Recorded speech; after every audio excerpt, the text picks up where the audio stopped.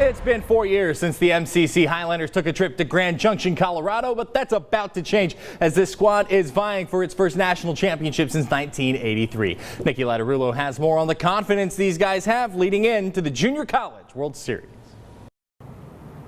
The MCC Highlanders are a 4 seed heading into the Junior College World Series and will take on the 7 seed Florence Darlington Tech on Saturday morning. But first, they'll take on an 18-hour bus ride to Grand Junction, Colorado. The Highlanders are the Southwest District champions, entering the tournament with a 42-16 overall record and on an 18-game win streak. The last time MCC went to Grand Junction was back in 2017, and their best recent finish was runner-ups in 2015. Head coach Mitch Thompson says this team reminds him a lot of that 2015 squad, but in order to get a taste of that tournament run, they'll have to get through the Stingers, who have lost just 6 games this year. Thompson says his guys are not going up there just happy to participate. They're going up there to win it all. You know, there'll be some heartbreaks for somebody. Hopefully it's not us. Hopefully we can go and play as well as we have and continue to develop and catch some breaks and get off to a great start. If we do, then I like our team. I like our depth.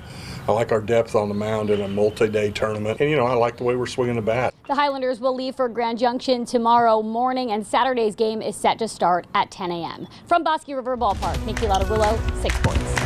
Look, the Big 12 is good this year, but in 6th place, the Baylor Bears are currently on the bubble of the coming NCAA tournament, so they really need a good showing in this week's Big 12 tournament to make sure they're in a regional for the 4th straight tournament. Steve Rodriguez says his team has done well in pressure situations this season, including the Kansas State series when they had COVID issues. That gives them confidence as they head to Oklahoma City to play for their postseason lives. I think our guys have been pretty amazing dealing with a lot of the issues they have in the past month, whether it's COVID issues or injuries, and they really kind of stepped up and made no excuses. I'm really happy with how they have performed over these past couple weeks. Cam Cayley, the likely starter in Wednesday's showdown with Texas Tech at 9 a.m. Baylor will be without 2 starting pitchers this week. Tyler Thomas, who you see here, is out due to COVID protocols, while Blake Helton has a minor arm injury. Both should return for the NCAA tournament. Third baseman Esteban Cardoza Oquendo is doubtful in Oklahoma City as well.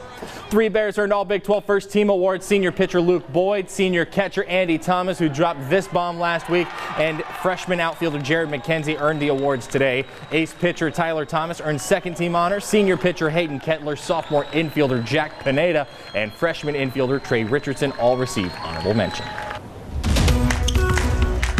Former Lady Bear guard Dee Richards is still raking in the awards as she's in the WNBA and a finalist for the Honda Inspiration Award. Richards is up for the award after suffering a spinal cord injury without radiographic abnormality in October ahead of the most recent season, which caused temporary paralysis. The winner will be announced during the Collegiate Women's Sports Awards on June 22nd.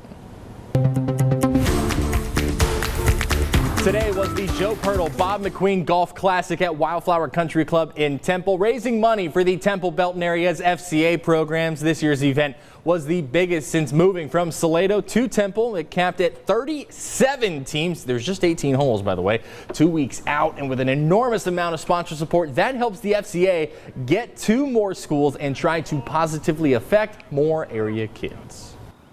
It allows us to provide resources for those campuses if they want Bibles for their FCA huddle on campus, if they have something going on where we can help and be a part. But mainly it allows us to get volunteers, train volunteers to go into the schools on our behalf. The FCA's next task up is the Victory Bowl All-Star Weekend, set for the first full week in June. That's it for sports. 6 News at 10. We'll be back after this.